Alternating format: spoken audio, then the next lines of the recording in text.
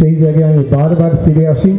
আর আমি জানি না কেন যতবার আমি হাত জোর করে বলি মমতা বন্দ্যোপাধ্যায়কে যে আমায় ছেড়ে দিন, এটা আমার কাজ নয়, আমি এই যুদ্ধে সেপাই নই। কিন্তু উনি ছাড়েন না কেন জানি না, উনি আবার আমায় রাখেন। আর আপনারা এমনই নির্দয় যে আমি যেটা চাই ছাড়তে সেটা আপনারা ভোট দিয়ে আমার আবার জিতিয়ে দেন, মহা মুশকিলের ব্যাপার।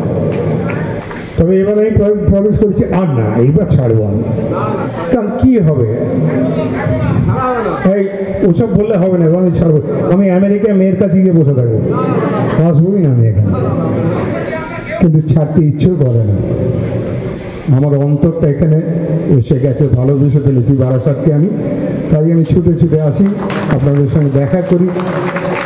আর জায়গাটার এই যে উন্নতি, এটা বলছিল যে উন্নতি দেখে আমার বেশ ভালো নজরে পড়ে।